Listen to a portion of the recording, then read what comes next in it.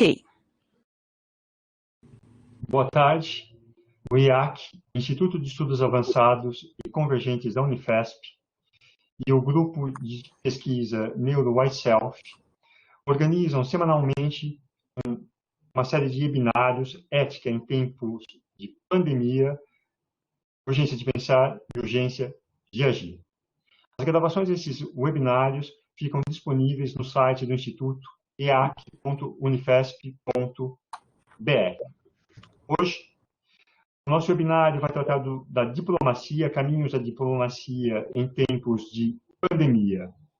Temos a satisfação de receber os professores Amâncio Jorge de Oliveira e Sué Carolina Iabruti. Os trabalhos dessa noite serão coordenados pelas minhas colegas, Maria Lúcia Formigoni, vice-presidente do IAC, e a professora Marisa Russo, do grupo Neuro iSelf, que irá apresentar os professores. Por favor, Marisa, a palavra está com você. Boa tarde, mais uma vez, com grande honra que damos mais um seminário nesse nosso ciclo de conferências, hoje com a presença do professor Amâncio e da professora Carolina, qual eu vou fazer uma breve apresentação. A professora Carolina Braúdi é professora e pesquisadora da Universidade de Zulia, na Venezuela, diretora do Centro de Pesquisas Hídricas da Faculdade de Engenharia da Venezuela, doutora em Engenharia Ambiental pela Universidade de São Paulo, mestre em Engenharia Química, professora visitante da USP, de vários outros países da Europa, inclusive a China. E vou dizer que, na verdade, nós havíamos convidado a professora Carolina para fazer parte ao vivo dessa conferência, no entanto, por questões de transmissão de internet na Venezuela, ela não pôde estar presente conosco e ela nos enviou um pequeno áudio para que a gente pudesse iniciar uma pequena discussão sobre a questão da pandemia em países com embargo, como, por exemplo, da Venezuela. Na sequência, então, nós iremos ouvir um pequeno áudio da professora Carolina, mas eu já vou apresentar o professor Amâncio, que então dará sequência à discussão. Professor Amâncio Jorge Silva Nunes de Oliveira é professor titular da USP, vice-diretor do Museu Paulista, possuindo doutorado em Ciências Políticas pela USP, livre docente pelo Instituto de Relações Internacionais da USP. É pesquisador do CNPq, coordenador científico do Centro de Estudos de Negociações Internacionais, UNAP-KN, foi vice-diretor do Instituto de Relações Internacionais da USP, de 2014 a 2018, foi secretário executivo da Associação Brasileira de Ciência Política, de 2009 a 2012, e presidente da Comissão de Pós-Graduação e Pesquisa do Instituto de Relações Internacionais da USP, de 2009 a 2013.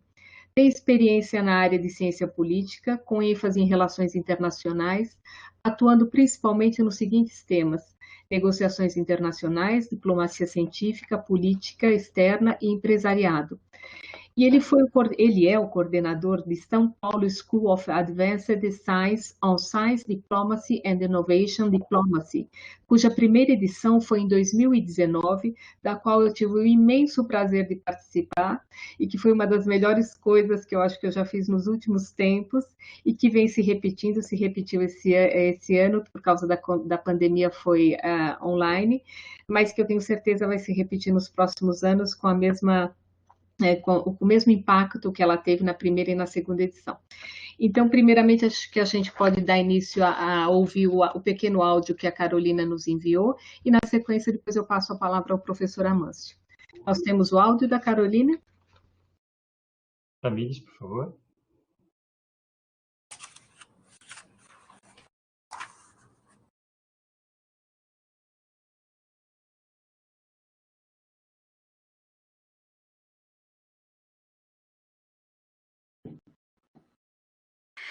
Boa tarde, muito obrigada por me convidar e considerar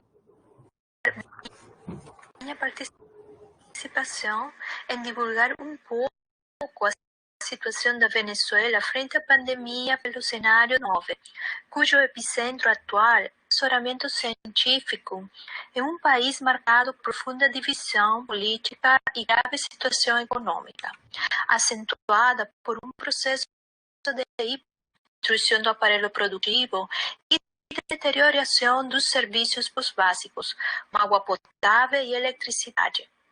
Além disso, há 2 anos, a Assembleia Nacional nomeou um presidente interino, Juan Guaidó, sendo reconhecido pela maioria dos países de Nicolás Maduro na presidência da Venezuela, aumento das sanções econômicas e sobre as principais figuras do regime no exterior. Ainda mais a grave situação econômica da população extremamente vulnerável da Venezuela. Milhões de venezuelanos deixando nos últimos anos, procurando melhores condições de vida e suas famílias, numa grave América Latina.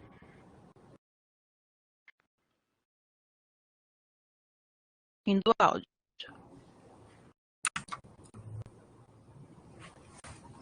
Terminou o áudio. Eu quero aqui me desculpar, porque também o áudio, nós tivemos dificuldade com o áudio, que teve algumas falhas, mas realmente foi o que a Coralina conseguiu nos enviar. Então, eu peço desculpas, mas só para abreviar, ela nos conta dessa difícil situação, inclusive da internet, né, da Venezuela, que impede qualquer contato, até para que a gente possa melhorar e saber um pouco melhor da situação que se passa no país. Mas, enfim, nós daremos sequência com a fala do professor Amâncio, que eu acho que vai fazer um bom apanhado da diplomacia em tempos de Covid. Professor Amâncio, é com o senhor. Muito boa noite e queria agradecer demais o convite, uma satisfação enorme poder conversar sobre esse tema relevante, principalmente numa situação de pandemia como essa, dizer que é uma satisfação reencontrar a Marisa Russo nesse momento. A gente tem informações sobre os ex-alunos da escola, a seleção é muito dura, né? Eu vou comentar um pouco sobre isso. E nós temos ex-alunos posicionados em postos muito chave. Então, eu quero reiterar o meu agradecimento ao convite do IAC. O Instituto de Estudos Avançados da USP faz parte vamos dizer, parceiro dessa escola de estudos avançados em diplomacia científica, portanto, é uma satisfação enorme poder discutir essas questões aqui. Eu fiz uma breve apresentação, gostaria de compartilhar com todos, só pediria para confirmarem se estão acompanhando a apresentação, se já está sendo partilhada para que eu possa dar início. Marisa, Ok. está compartilhando?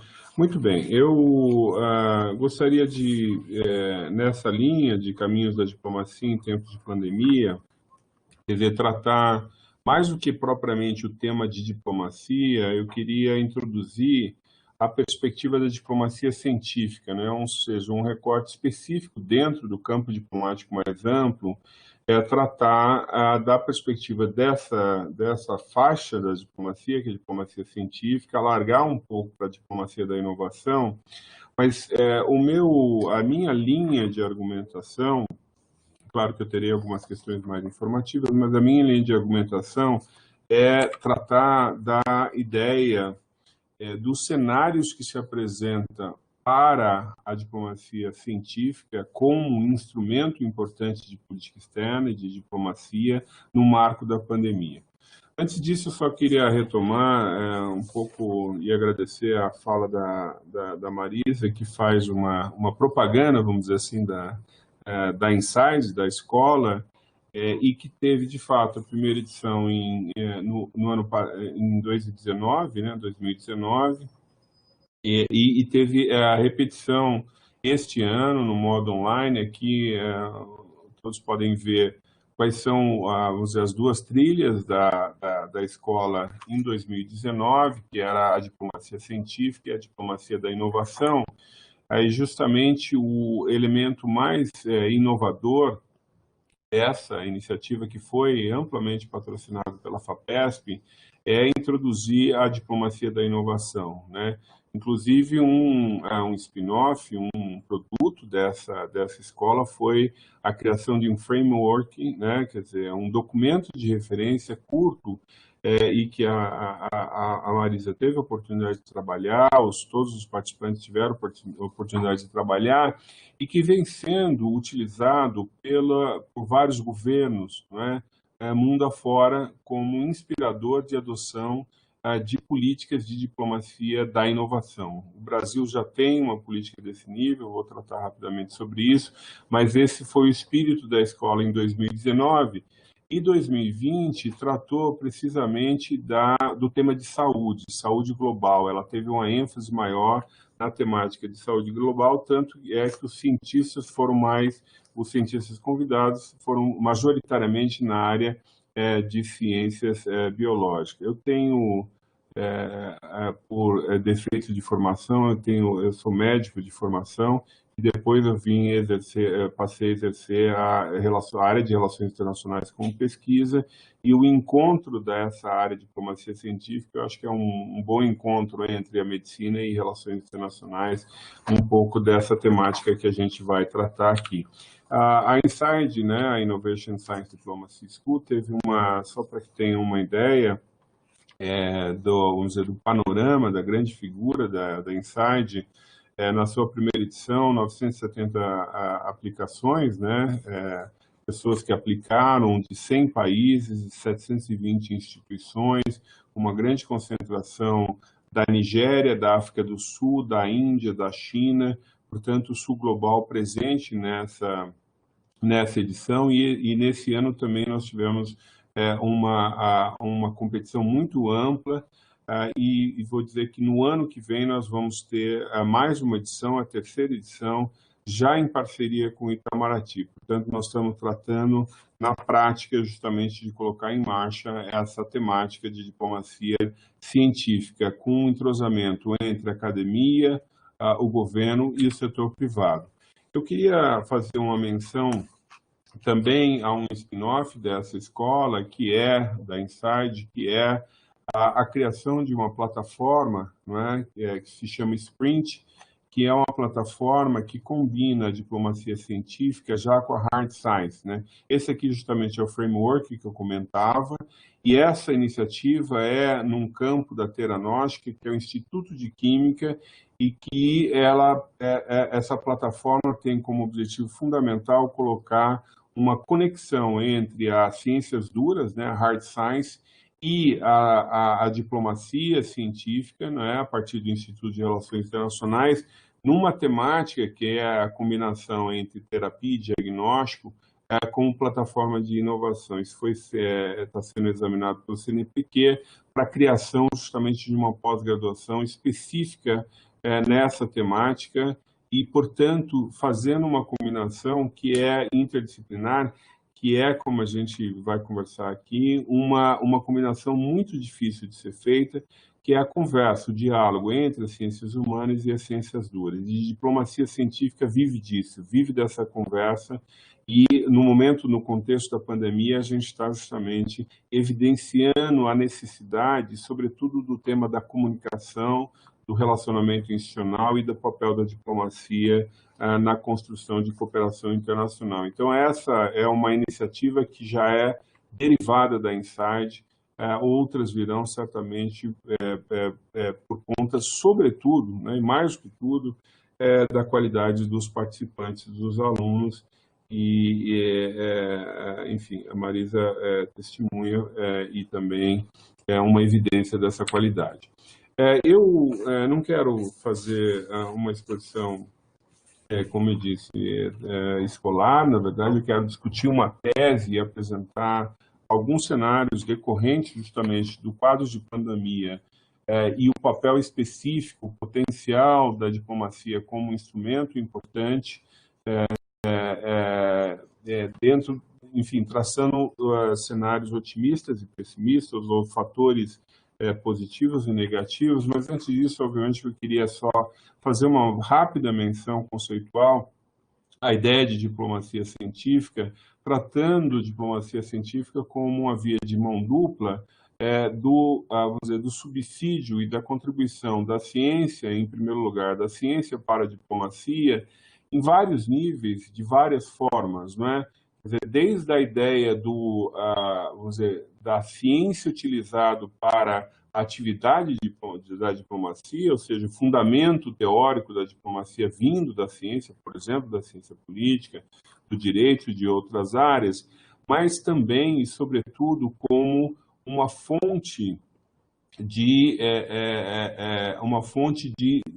subsídios para a formulação e para negociações internacionais, né? Quer dizer, as negociações internacionais são cada vez mais tecnicamente mais sofisticadas e, portanto, por exemplo, vamos falar na área de meio ambiente, demanda uma expertise técnica e que venha a partir da combinação da ciência e da diplomacia. Então, nesse sentido, a diplomacia científica, nesse vetor, é a ciência dando subsídio para a diplomacia. Mas ainda, a ciência como subsídio, ela dá subsídio para a própria formação de regimes e organizações internacionais. Então, em vários campos importantes da ciência, a ciência é fazendo uma conexão nos fóruns multilaterais de uma maneira geral, não aqui nesse caso, né, quer dizer, isso aqui é uma figura um pouco de jogo de dois níveis, a ciência está dando subsídio para o seu corpo diplomático, a sua diplomacia, a sua política externa. E aqui é um âmbito multilateral mais amplo. Então, esse é um vetor.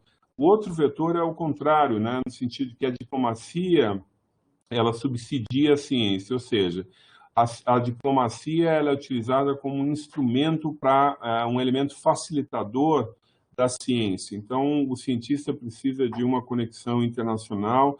Quais são as necessidades dessa conexão? Vencer problemas políticos, dificuldades burocráticas, regulamentações distintas.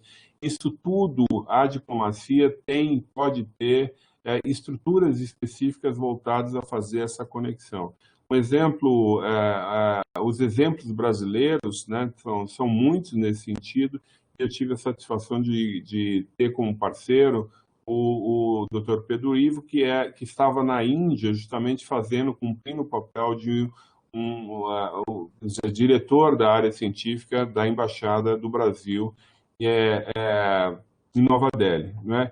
Então, quer dizer, são vários papéis de facilitador, de matchmaking, acompanhamento de marco regulatório e assim sucessivamente. Portanto, a gente está entendendo a diplomacia científica com essas duas vias.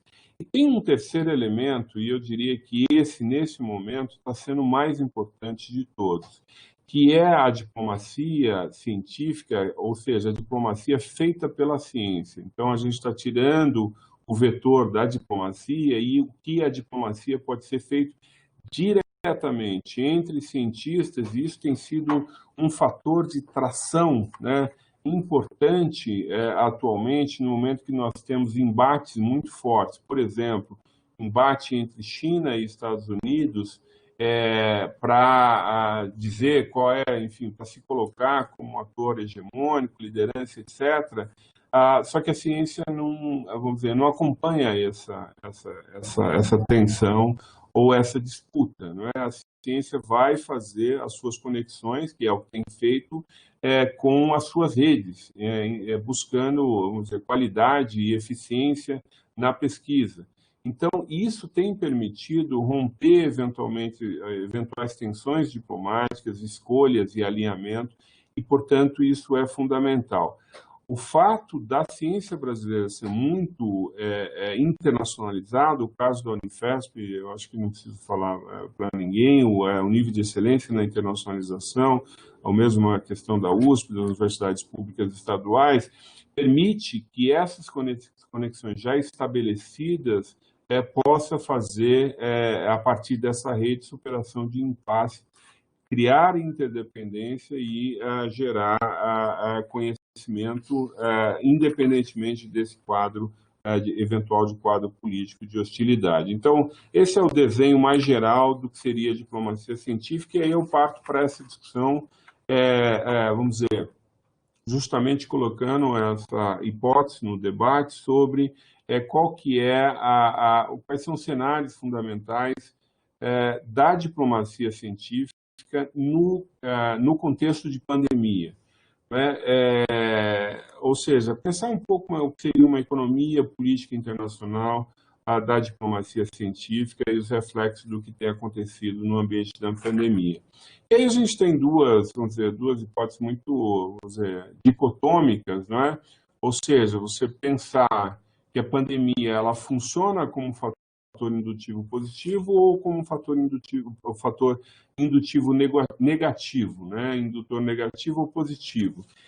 Num primeiro momento, se tinha a literatura sobre e os estudos sobre diplomacia científica direcionaram muito, vamos dizer, talvez até de uma forma meio precoce, apressada em dizer que a combinação dos fatores iam gerar uma valorização muito grande da diplomacia científica, o que foi verdade. Quer dizer, a diplomacia científica entrou em evidência, percebeu a importância desse campo de estudos e de atuação no campo da diplomacia, mas também essa hipótese aqui parecia que a cooperação internacional seria vencedora, dada a importância do fenômeno global e a resposta que teria que ser necessariamente em rede.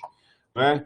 E, assim, um pouco tirando de lado as disputas de poder entre as nações por conta de um clamor, vamos dizer, um grande clamor global em relação à pandemia.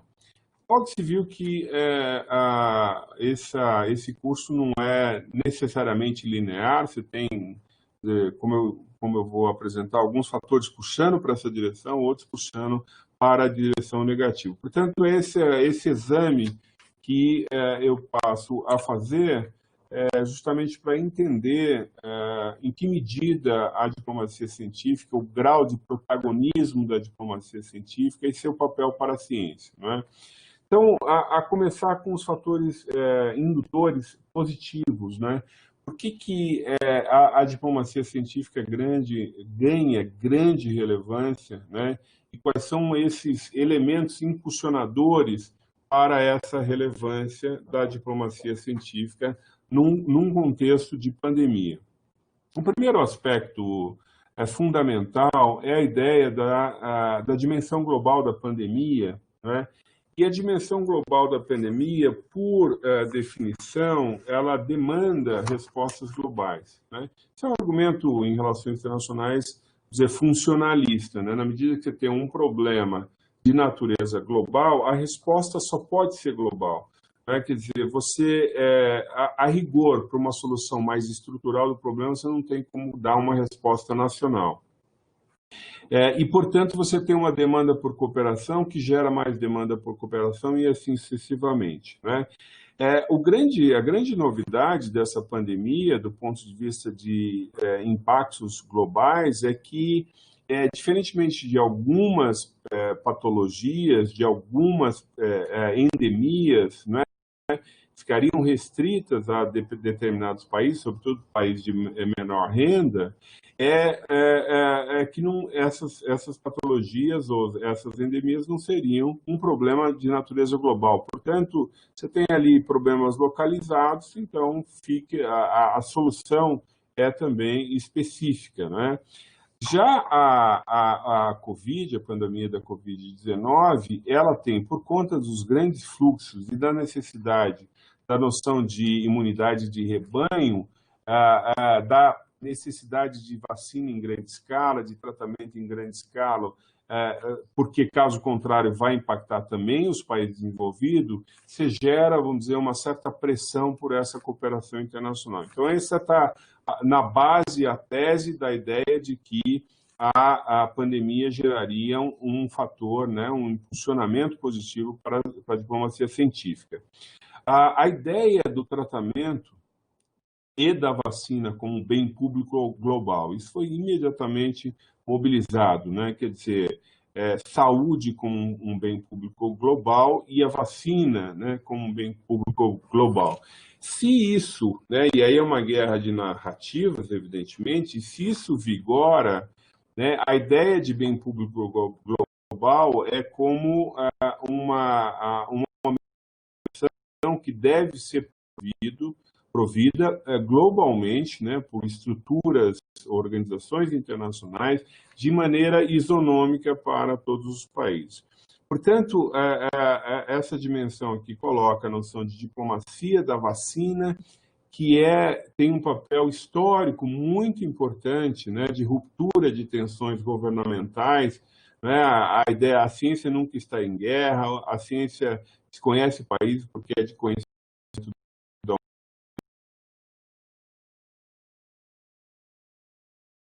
vacinação, né, e aí a varíola uma experiência histórica importante, né, em situações de tensões internacionais, no entanto, ela não foi interrompida. Então, a noção de diplomacia científica da vacina e diplomacia científica da vacina é um elemento importante, definidor como bem público global. Como eu vou mostrar em seguida, essa definição não é completa para tipificar a vacina como bem público global, e eu vou comentar a razão. Reduções de assimetrias, na medida em que você teria um clamor de distribuição mais amplo, internacional, né? No sentido de que mostrar que essas assimetrias são maléficas e, portanto, você tem que ter esforço distributivo, né? Portanto, tem uma dimensão, vamos dizer, normativa nessa opção, que viu rapidamente que isso não seria necessariamente verdade. A demanda por institucionalização de assessorias científicas, né? Esse é um aprendizado que o Brasil vem fazendo, né? De uma maneira, vamos dizer, ad hoc, mas essa institucionalização em alguns países já são bem sedimentados, ou seja, você tem no interior de governos assessores científicos, né, na sua estrutura governamental, ou seja, não há uma resposta ad hoc no momento que existe uma crise qualquer e, portanto, você convoca e coloca um comitê ad hoc. Então, essa demanda por institucionalizar esse intercâmbio, a ciência inserida nos governos, seria também um elemento indutor positivo. E, por fim, a necessidade de um aumento de coordenação governamental, né? Quer dizer, nas várias esferas de governo. Isso gerou, né, eu tenho aí referências, depois a gente pode conversar, até um campo de estudo mostrando que, no primeiro momento, a resposta dos países autocráticos foram melhores para conter a Covid do que os países democráticos, exatamente porque essa coordenação, problemas de vigilância, era mais fácil obter em países autocráticos. Mas o acompanhamento dos dados acabam mostrando que isso não é necessariamente verdadeiro. Na primeira fase isso aconteceu, os estudos empíricos mostram isso. Mas aqui eu me refiro não necessariamente a regimes políticos, mas uma coordenação pela necessidade de dar respostas rápidas, não é? Agora, tem o outro cenário, né? A pandemia como um fator negativo no sentido de dizer que a diplomacia ela perde força, a diplomacia científica perde força enquanto uma política pública. Quais são as razões disso que também foram rapidamente evidenciadas? Alguns países, né, e alguns governos buscaram a via do entendimento e da cooperação internacional, do multilateralismo, das instâncias multilaterais. Outros, pelo contrário, fizeram uma resposta imediatamente protecionista. Não é? Quer dizer, aquela aversão ao risco natural, você fecha a fronteira e estanca o fluxo de pessoas. Né? Até aí é uma resposta natural, até do ponto de vista epidemiológico, correto. O problema é que isso gerou uma pressão para a ideia de autossuficiência, né, e reversão da globalização.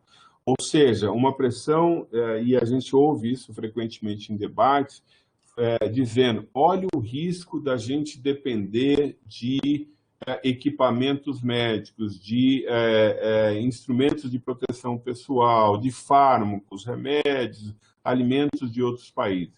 A indústria nacional precisa prover tudo isso, né? A indústria nacional não pode ficar dependente dessa importação. Portanto, isso gerou um sentimento protecionista e uma reação protecionista que gerou um setback, um retrocesso em relação a abertura econômica, e isso ainda está por se consolidar. Para onde vai? É claro que, controladas as pandemias, isso pode ser reavaliado. Mas houve uma forte pressão na direção de uma postura nacional protecionista como nunca se viu, né?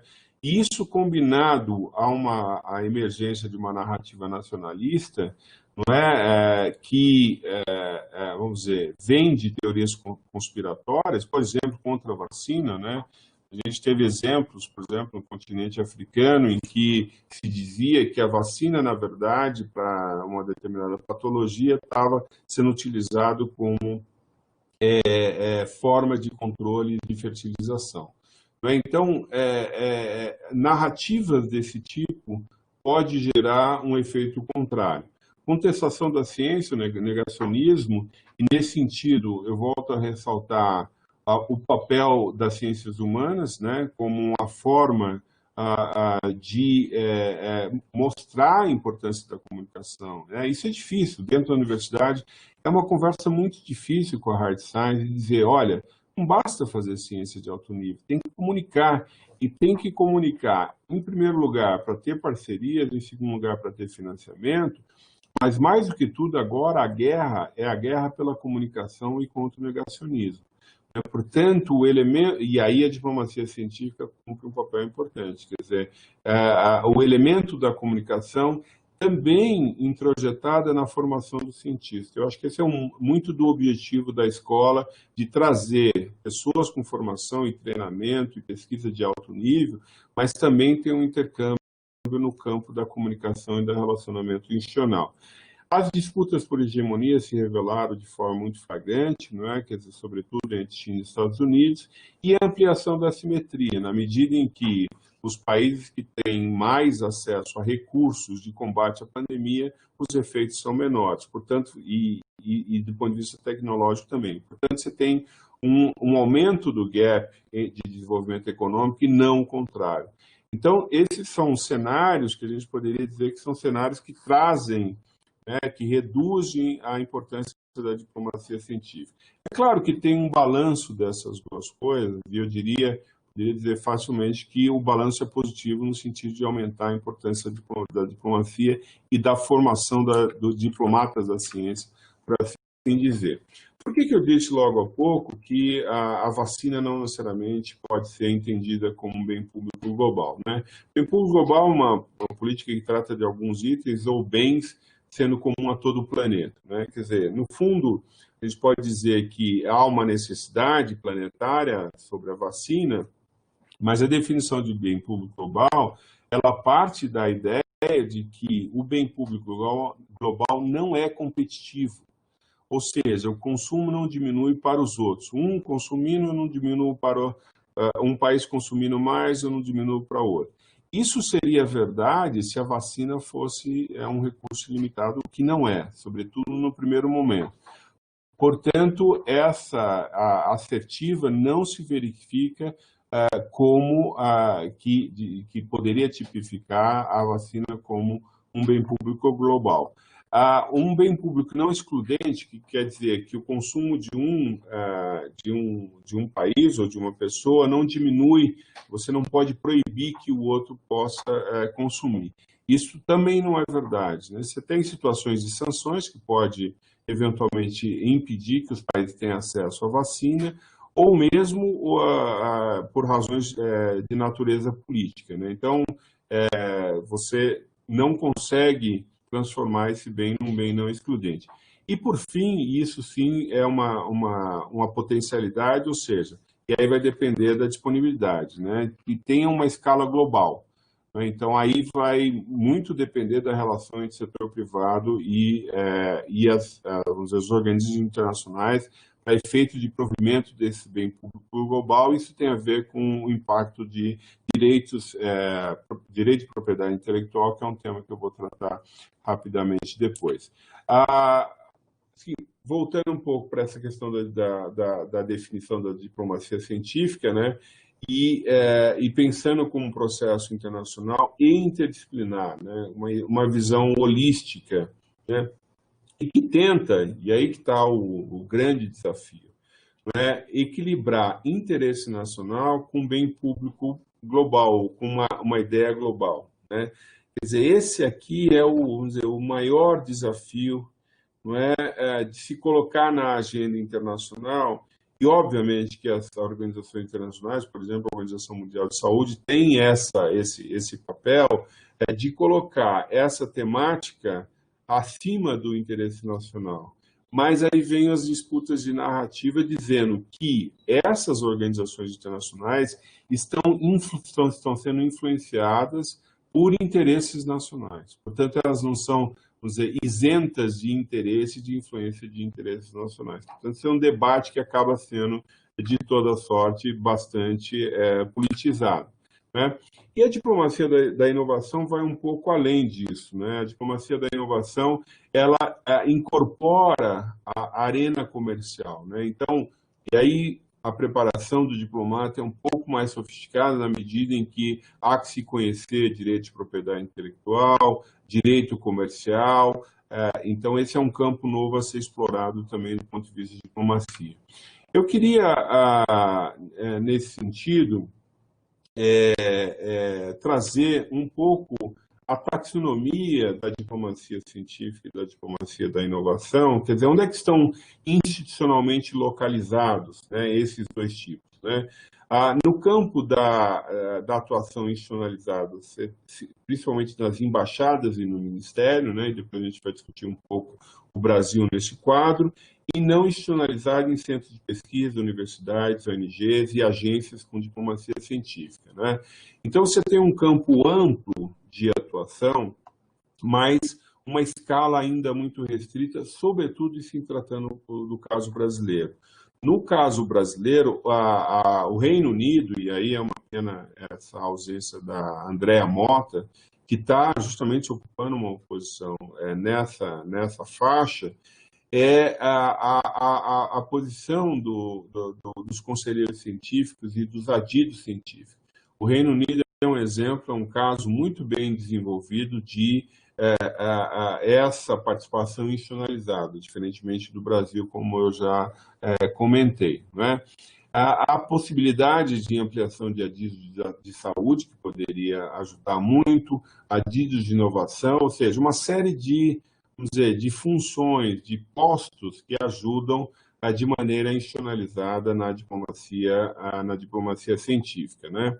E no caso de não institucionalizada, os próprios pesquisadores, também no campo das ciências humanas, podem fazer essa atuação, e isso é que se espera, mais uma vez, com essa formação da Inside, é isso que a gente está esperando fazer. Isso aqui é só um indicador, né, trazido pelo professor Sumitro para mostrar qual é a relação da expectativa tendo em vista o PIB per capita e o nível de inovação de um país. Todos os países que estão acima dessa linha significa que elas têm uma boa performance do ponto de vista da inovação, do grau de inovação. Significa que está acima do esperado, vamos dizer assim, tendo em vista a escala do GDP. Né? O Brasil é um caso. Agora, preocupa o caso brasileiro, né? Isso é um dado importante, né? Você está acima da expectativa, mas preocupa o caso brasileiro de estar atrás de diversos países da América Latina, é o caso do México, Chile, Costa Rica. Ou seja, o Brasil tem muito a avançar. A gente vê aqui que o Brasil, do ponto de vista de índice global, foi aumentando, né? E quanto maior esse número aqui, menor na escala, justamente porque você está mais perto do 1. É o país mais inovador. Então, o Brasil, de 2017 para 2018, cresceu, mas agora, de 2018 para 2019, caiu em posição. A gente não tem esse dado novo, mas a tendência é que o Brasil continue a reduzindo. Veremos como é que é o próximo, como é que sai o próximo indicador Global Innovation Index, que o professor Sumitra faz parte também, é um dos membros dessa escola, e nos traz isso para o campo, vamos dizer, geral, né, desagregado, sem pensar especificamente na saúde, mas depois a gente pode falar. E com isso eu vou me encaminhando para a conclusão, né? Justamente para discutir os ativos e as restrições do Brasil no campo da diplomacia científica. Né? Quer dizer, nós temos pelo menos dois ativos muito importantes, né? E aí eu volto a ressaltar a excelência da Unifesp e das universidades públicas paulistas, que é a robustez do sistema de P&D e de rede científica. Né? Embora esteja essa discussão sobre FAPESP e as universidades públicas, etc., esteja na SPOT, né? Esteja no centro da discussão, nós temos um sistema muito robusto, precisamos lutar para manter isso, mas esse é um ativo fundamental do Brasil, do ponto de vista no campo da diplomacia científica. Outro ativo importante são os programas de diplomacia da inovação já existentes, por exemplo, no âmbito do MRE. Esse é um programa pouco conhecido, né? Que é importante, mas que precisa ganhar em escala. Ele é localizado, é focalizado, tem uma escala pequena, em quantidade de recursos, né? Isso precisa ser aumentado, é um ativo, um embrião importante para o caso brasileiro, que trabalha muito com a diáspora, né? Quer dizer, são cientistas brasileiros no exterior formando redes e que pode aumentar a densidade da inovação brasileira. Do ponto de vista de restrição, algumas importantes, né? O que nós estamos vendo hoje foi um dia intenso com relação à discussão sobre a vacina, governo do Estado, governo federal, a disputa, a politização dessa disputa, não é? Então, a disputa das esferas de poder e essa articulação entre a PEB e a diplomacia científica parece haver uma certa desconexão. Na medida em que a diplomacia científica vem defendendo fortemente o multilateralismo, não é? E com suas redes, já a política externa brasileira tem alguns alinhamentos, né? Descolando um pouco dessa articulação. Então, existe um certo descompasso entre a PEB e a diplomacia científica. As estruturas de governança foram melhoradas, mas ainda são ad hoc, então precisa haver um grau de institucionalização.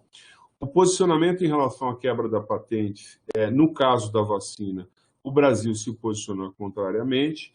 Tem um argumento plausível, correto, no sentido de que se você quebra as patentes, você para a vacina, você diminui, vamos dizer, o incentivo de inovação nesse campo, de medicamentos, de vacina, mas também o Brasil, vamos dizer, descola de sua orientação tradicional de defender a quebra das patentes, principalmente num caso emblemático como esse.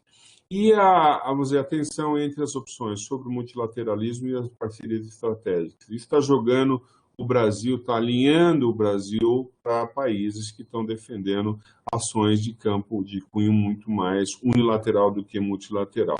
Então, esse é o retrato geral, eu já falei bastante, e aí eu espero que, enfim, ter a oportunidade aí da gente conversar, se for o caso, responder perguntas, mas me coloco à disposição e agradeço mais uma vez a oportunidade do diálogo.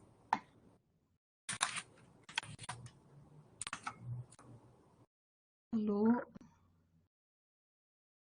Alô? Pois não? Eu não estou tentando conectar minha câmera, que acho que estou com algum problema. Um momentinho. Você pode tomar enquanto eu tenho... voltou. Bom, desculpa. Em primeiro lugar, gostaria muito de novo de agradecer a fala do professor Amâncio e da professora Carolina também, que infelizmente não está presente. Antes de fazer, eu sei que a gente deve ter com várias perguntas, a Malu deve estar acompanhando aqui as perguntas do público, logo ela dá início às questões. Mas antes de mais nada, o senhor falou que eu fiz propaganda do curso, mas na verdade não foi nenhum tipo de propaganda, realmente foi um dos melhores cursos que eu já fiz, eu espero poder voltar num próximo, e dizer que na verdade o senhor teve até uma premonição quando fez o primeiro sobre diplomacia científica, porque foi antes da pandemia, e realmente eu acho que ele foi um exemplo da necessidade prévia desse curso, é como se já tivesse tudo pronto para uma necessidade, como em tempos de pandemia. Eu lembro que naquele curso, nos cafés, a gente tinha a oportunidade, né, de falar com mais de 20, 30 nacionalidades diferentes. Ficamos com uma rede de WhatsApp, que o senhor sabe, fantástica, onde todas as informações são rapidamente trocadas.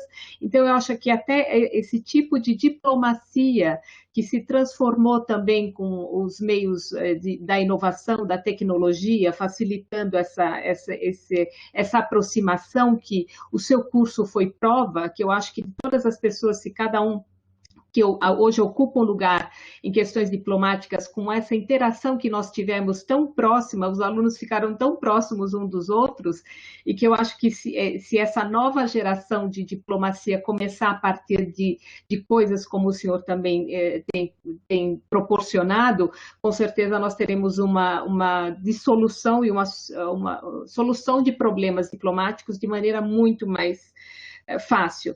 Inclusive dizendo, só também um outro adendo, da importância do intercâmbio, que foi outra coisa que o seu curso proporciona, esse intercâmbio entre as pessoas, que é tão necessário para que não se esqueça que essa universidade como um todo, nacional, tem que apostar no intercâmbio dos alunos, porque isso é diplomacia, isso vai ser a diplomacia científica que a gente vai ter daqui para frente sempre, né?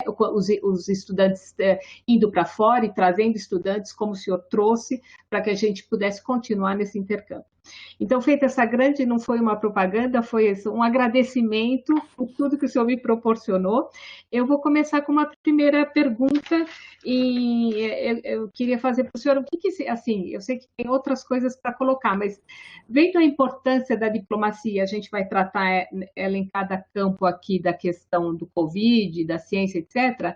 O senhor não acha que a diplomacia também tem que vir mais próximo de outras discussões que não seja só acadêmica?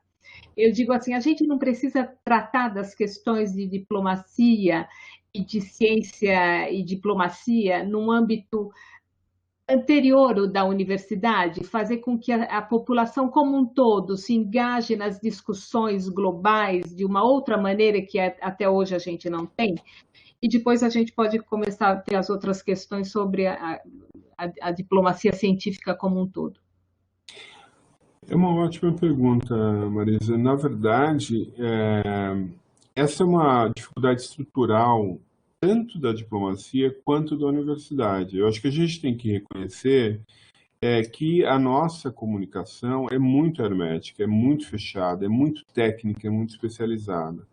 Quando a gente vai se comunicar com um arco mais amplo da sociedade, a gente tem que fazer um esforço enorme, né, e necessário de se comunicar e convencer a população que não é especializada naquele tema. Eu, muitas vezes, em conversa com os colegas, quando eu vejo, assim, a gente está ali vendo uma preparação de uma comunicação para um público mais amplo, a gente olha e fala assim, olha, é muito técnico essa forma como a gente está fazendo. E nós não temos incentivo para mudar isso, né? Porque, no fundo, a gente vive de financiamento público, aí você diz, bom, eu preciso me comunicar com meus pares, não é? O problema é que essa pandemia mostrou que a gente está numa disputa muito feroz a respeito da importância de ciência. E aí a gente começa a ter um quadro interessante em relação à sua pergunta, que é justamente financiamento para desenvolvimento de comunicação científica, né? Editais para dizer, olha, nós queremos fazer um plano de comunicação da ciência. É uma novidade, mas é uma novidade que é decorrente da necessidade, muito bem-vinda, e que espero que agora se consolide, porque realmente é necessário. Então, eu acho que você tem completa razão de trazer para um âmbito da opinião pública, tanto a diplomacia, que é sofisticada, difícil, mas também da ciência, né? Trazer para, vamos dizer, um debate mais amplo e vamos dizer, um evento como esse ajuda muito, porque imagine que vocês estão gravando, o evento pode passar mais vezes, pode ter uma escala maior, no sentido da gente poder ter conhecimento maior sobre diplomacia científica. Eu gostaria de trazer uma questão também. Antes de mais nada, gostaria de agradecer muito, professor, da sua a sua exposição. À medida que falava, me vinham questões e a exposição tão bem montada que as respostas surgiam na sequência. Enfim, então eu traria uma que talvez, enfim, já tenha, de uma certa forma, sido respondida na sua apresentação, mas se pudesse aprofundar um pouquinho mais, eu agradeceria. Marisa trouxe uma que veio na direção da pandemia, de um tópico que você tratou, da pandemia como indutor negativo, né? E aí um dos problemas, enfim, no mundo em que estamos, fake news, a descrença na ciência, enfim, a importância da divulgação científica. Nos tópicos que o senhor trouxe, dos pontos positivos dela como indutor positivo, né? Eu perguntaria ao senhor, nessa discussão que começa a ganhar forma em torno do grande reset global, do Great Reset, né? Isso que no início do próximo ano em Davos deve aparecer com força, esses pontos não parecem estar muito presentes. Essa discussão, nesse âmbito, como o senhor vê isso, né? O senhor acha que será possível continuar avançando? Esses pontos serão perdidos? Enfim, vai haver um retrocesso em relação a isso que ocorreu até esse momento, ou não? Se avançará ainda um pouco mais em nível global? Olha, é uma ótima pergunta. A gente tem visto surpresas sobre o impacto da pandemia em relações de vários níveis. E a surpresa tem sido o fato de que as empresas têm puxado para uma agenda de sustentabilidade de maneira quase que a condicionar qualquer tipo de negócio. Então, hoje a gente vê coalizões de empresas puxando por uma ideia de produção sustentável, com sustentabilidade no âmbito do meio ambiente, descolando muitas vezes de governos que estão negligenciando essa temática. Então, eu acho que isso entra na agenda. Você tem toda a razão. Eu diria que um fórum como o Davos vai colocar isso na centralidade, não é? Mas, ao mesmo tempo que você tem uma agenda puxando nessa direção, você tem contestação de organizações internacionais como a Organização Mundial de Comércio, né? E mais do que tudo, a Organização Mundial de Saúde. Então, você tem um jogo, né? Que um competindo com o outro, do ponto de vista da narrativa, mas eu acho que em algumas arenas, e a Fórum de Davos é uma delas, a agenda vai evoluir. Eu não tenho a menor dúvida que isso entrou na agenda, o tema da sustentabilidade, depois da pandemia. Então, acho que são mudanças que veio para ficar seguramente. Obrigado.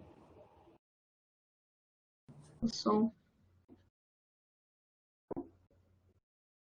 Eu gostaria de dar sequência à pergunta que a Marisa fez, e em relação a essa questão da dificuldade de comunicação, e que eu acho que é uma questão fundamental. Essa semana mesmo, um colega seu, professor de medicina da USP, estava afirmando que existem 3 áreas, o direito, a medicina e a economia, que primam por ter um jargão que muitas vezes é muito hermético em relação à população e que fica difícil para a população entender, e a gente percebe como nossos colegas muitas vezes têm uma grande dificuldade em traduzir de uma forma popular, inteligível, pela maior parte da população, as suas ideias, e daí eu acho que o afastamento em relação à ciência.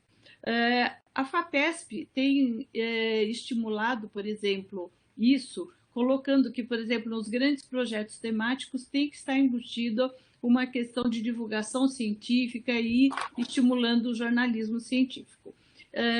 E eu acho que esse é um processo muito interessante que precisa realmente ser efetivado, mas até que ponto esse hermetismo é, na verdade, uma maneira de se preservar um certo poder? E como que a diplomacia vê essas questões? O falar difícil coloca uma verticalidade nas relações de alguém que tem o conhecimento sobre alguém que não o detém, e como isto é algo que a gente poderia tentar modificar? E qual seria o papel da educação dentro desse processo? Professora, é uma excelente pergunta. Nós, com o quadro de pandemia, estamos sendo convocados a sair da nossa zona de conforto. A zona de conforto é ser hermético. O hermetismo, inclusive de vocabulário, é uma reserva de mercado, basicamente, né? Quer dizer, a gente fala um jargão no direito, na medicina, enfim, nas áreas especializadas, como uma forma de dizer assim, olha, eu sou especializado nisso. O diplomata faz o mesmo, né? Usa termos que é muito preciso, técnico, etc. Tudo bem, é da natureza da profissão, toda profissão tem isso, você tem que ser mais específico. Mas o desafio agora é que a luta não é, como eu disse, por recursos, e ser quanto mais especializado, melhor, etc. O problema é que a gente tem uma disputa de narrativa que é ciência versus negacionismo, tá certo? Que é crença em organizações internacionais que são subsidiadas pela ciência e que estão em franco ataque. Então, o nosso problema agora não é dizer, olha, eu sou mais especializado que você. O nosso problema é convencer a importância do valor da ciência nesses âmbitos. E, portanto, a educação passa a ser uma disputa-chave, uma disputa política, não é? Quer dizer, eu não vejo, tem sempre uma discussão sobre, mas isso é antidemocrático. É uma disputa política, e na disputa política você precisa ter recursos para fazer essa disputa. E aí, tem, além desses recursos para a comunicação, tem algumas iniciativas, eu tenho certeza que a Unifesp tem algumas delas, mas eu conheço, obviamente, melhor a da USP, que é a educação e trazer a ciência já para o nível médio, só que não adianta fazer com a gente, né? Não adianta fazer com professores já, vamos dizer, já com uma linguagem consolidada. O que a gente tem feito? Contratados youtubers para fazer, né? Fazer a transição dessa linguagem mais complexa para os alunos de ensino médio, por exemplo. Então, um programa vem para a USP, né, que é um programa que foi pensado pelo professor Hernandes, nosso vice-reitor. Ela faz isso, quer dizer, são cursos altamente complexos, mas feitos numa linguagem muito mais simples. E aí a gente ganha cientistas jovens, né? A gente ganha interesse. Então, eu acho que são iniciativas como essa, não dá mais para brincar em serviço, nós realmente estamos numa disputa muito feroz sobre... E aí o impacto é político, né? O impacto é eleger quem acredita nisso ou não. É isso que a gente está disputando basicamente hoje, no país e mundo afora, não é só no Brasil. Então, acho que a sua pergunta vai bem ao encontro do que a Marisa comentou, que é ter mecanismos de comunicação mais ampla e numa linguagem mais simples. Vamos então a uma pergunta da nossa plateia. O Albert Rusante Jacobson escreve: em face da recente posição norte-americana manifesta esta semana, em face da disputa pelo 5G entre China e Brasil, entre China e Estados Unidos, como atuar nessa diplomacia da ciência em razão dos riscos à economia por essa parceria sino-brasileira? Depois ele coloca, desculpa, entre China e Estados Unidos. Basicamente, o que ele quer é que o senhor discorra um pouco sobre isso, como o senhor vê esta questão. Olha, em primeiro lugar é a densidade da preparação para essas escolhas de padrões tecnológicos, né? Isso passa por uma articulação, mais uma vez, da academia com o setor privado, com o governo, etc. E o segundo enfrentamento tem que ser no sentido de se evitar uma polarização ideológica extrema em que as escolhas sobre padrão tecnológico são direcionadas por escolhas ideológicas, né? Então, no fundo, o que a gente tem que olhar e estudar é quais são os padrões melhores, para além de problemas ideológicos. E aí eu volto a dizer, existe um descolamento entre política externa, que tem um direcionamento, e vou dizer mais, é legítimo. O fato do Brasil ter como opção diplomática, uma preferência, isso é legítimo, é uma escolha governamental. Agora, os agentes, por exemplo, setor privado, academia, etc., também é legítimo que faça uma discussão mais ampliada para sair dessa, vamos dizer, escolhas que são orientadas do ponto de vista ideológico. Então, eu diria que para esse debate, que vai ter impacto seríssimo no caso brasileiro, é fazer essa opção do ponto de vista mais técnico possível, não do ponto de vista de escolhas ideológicas. Muito obrigada. O IEA da USP está fazendo um conjunto de seminários justamente sobre esse tema, o impacto do 5G para a economia brasileira, né? Então, aí o parceiro de vocês, né, parceiro da Unifesp, vocês podem, assim, fazer intercâmbio sobre essa discussão. A gente acompanha. Ah, que bom. Professor, então, eu vou fazer mais uma pergunta, trazendo para a questão, digamos, do Covid, né? A gente sabe que a questão, uma das questões principais, e já pegando o gancho, né, que o senhor falou da importância de se falar sobre difusão científica, fake news, etc., uma das questões principais no campo da Covid que a gente viu mundialmente é a questão da confiabilidade, né? Então, é a falta de confiabilidade global, né? Então, a gente teve vários países dando várias notícias diferentes, alternadas, então a população global ficou sem um direcionamento, né? Porque a gente não tinha onde se manter numa notícia com confiabilidade que todos pudessem seguir. Até hoje a gente tem várias informações contrárias. Então, eu diria, a diplomacia ela também não tem esse papel de criar um nicho de confiabilidade para que se faça as trocas, seja as trocas das informações ou as trocas do acordo. Então, essa noção de confiabilidade não deveria ser melhor estruturada pelo corpo diplomático, digamos assim. E uma outra pergunta juntando nisso, ou quase não, né? Que eu queria fazer primeiro da confiabilidade, e eu já vou engatar minha segunda pergunta, em relação também mais direta à Covid. De que maneira esta diplomacia pode vir ajudar justamente os países que hoje praticamente nem têm diplomacia, porque sofrem embargos, estão completamente fechados, não têm acordo, sofrem os portos estão bloqueados. Que diplomacia a gente leva para esses países? Eu lembro que eu vi uma reportagem falando do Sudão, que eu acho que ele tem 20 leitos de cura intensiva e tem um ventilador para o país todo. Eu pensei que era para uma região, mas quando eu vi que ele tinha 20 leitos de cuidados intensivos e um ventilador para o país todo, então, que diplomacia? Porque a gente fala de diplomacia entre países que podem trocar alguma coisa. Quando você tem que fazer diplomacia com quem não tem nada para trocar, qual é a diplomacia que a gente oferece em tempos de Covid? É isso. Olha, em relação à questão da confiabilidade, existe uma...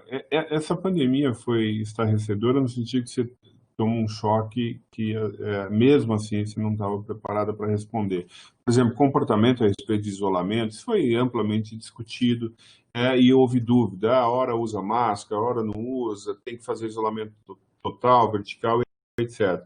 Agora, foi chegando a uma convergência, um consenso razoavelmente amplo e aplicado de uma forma correta, de alguns padrões, tá certo? Então, você tem uma linha majoritária e isso foi feito graças à conexão diplomacia e ciência. Então, eu diria que o balanço líquido é bastante positivo. Nós conseguimos evitar mais perdas, mais contágios, evitar contágios por conta vamos dizer, dessas medidas que foram amplamente debatidas, incertas no começo, mas depois foram implementadas. Então, mas agora, a gente não está trabalhando com certeza plena de nada. Isso não tem nem na ciência, nem na diplomacia, não tem, só tem em quem é completamente dogmático que acha que sabe a verdade. Então, isso não tem uma faixa, mas a gente está trabalhando com um horizonte razoavelmente, um grau de confiabilidade mais ou menos amplo. Sobre o embargo, essa também é uma discussão importante, porque, primeiro, que você tem uma diplomacia que ela não é necessariamente recíproca, ou seja, o que você tem a trocar? Você simplesmente, às vezes, tem que fazer uma relação assimétrica mesmo, você tem que doar, tá certo? Mas o papel do cientista nisso tem se revelado bastante significativo. A gente trouxe uma colega aqui, né, da Venezuela, e as conexões com cientistas venezuelanos passam ao largo de relações de governo, tá certo? E é assim que tem que ser, tá certo? Você tem relações com cientistas de alto nível de todo o planeta, quer dizer, não existe esse impedimento.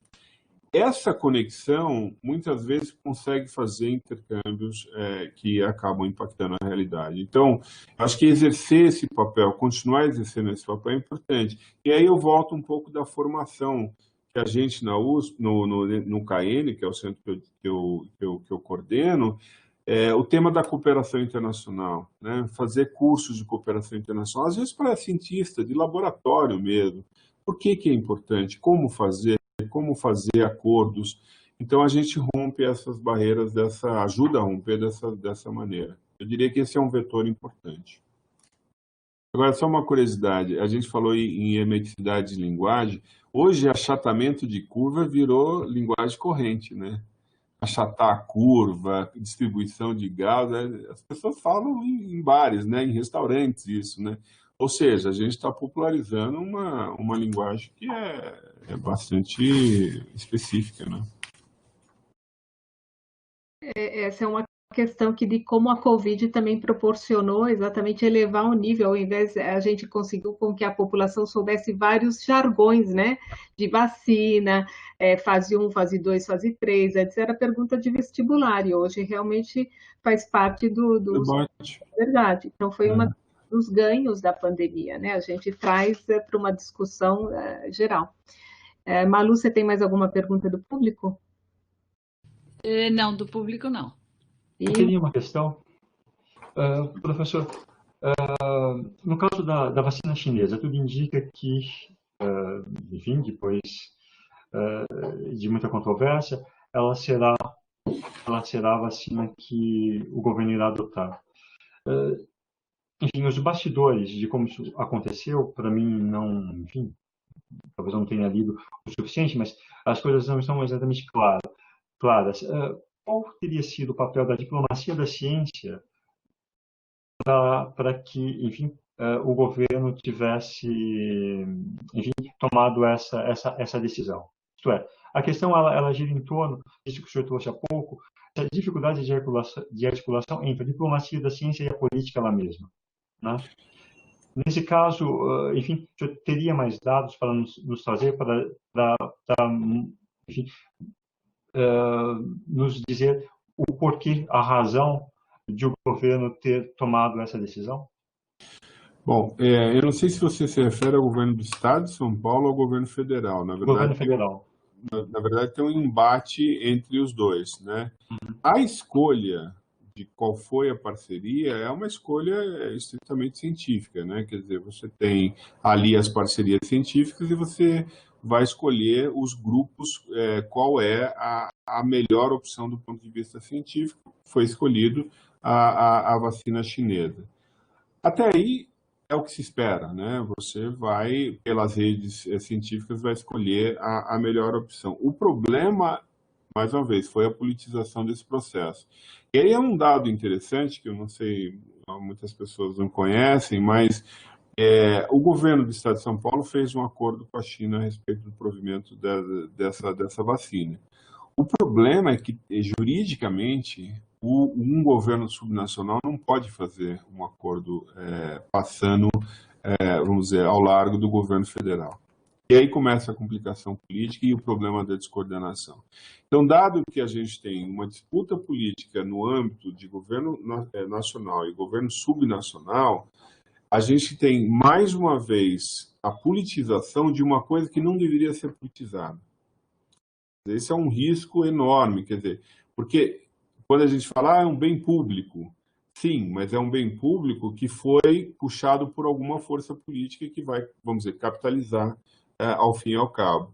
Então, não dá para ser ingênuo e pensar a diplomacia científica ela consegue deixar as discussões sobre política de lado. Isso não é verdade, porque, ao fim e ao cabo, é politizado todos esses processos.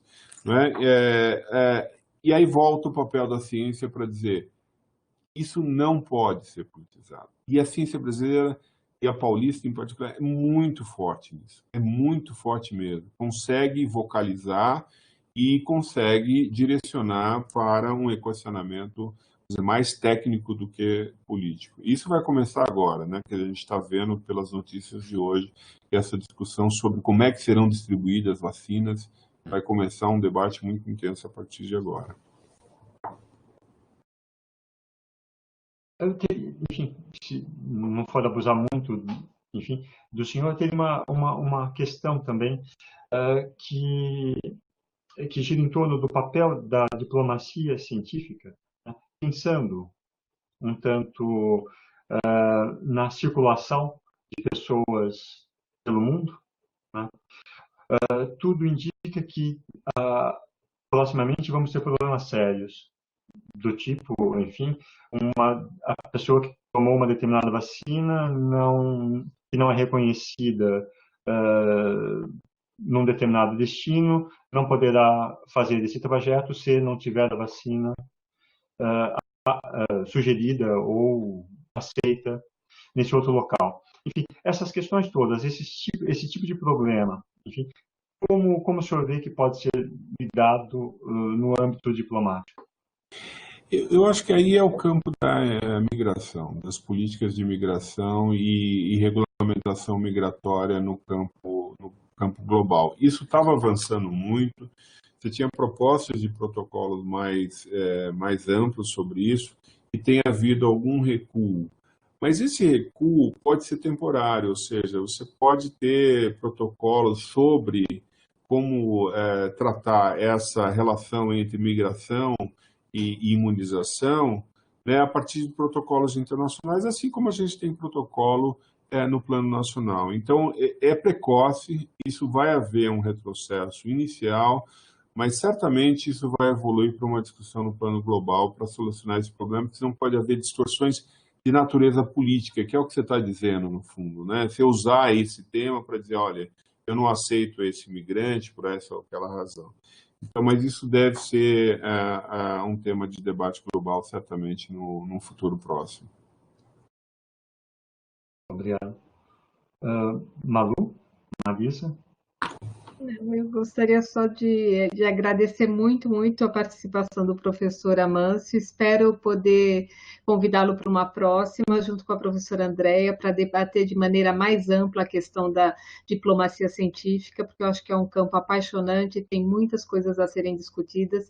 Se a gente abrisse, eu sei que iam vir várias questões como o 5G e outras tantas, né? A gente centrou um pouco na questão da pandemia, então acho que é uma discussão muito rica para a nossa universidade, se a gente puder trazer o senhor para uma próxima palestra, abrindo também para a Andréia. Então, só gostaria de agradecer sua presença e muito obrigada pela palestra. Deixo com o Ivo, Malu.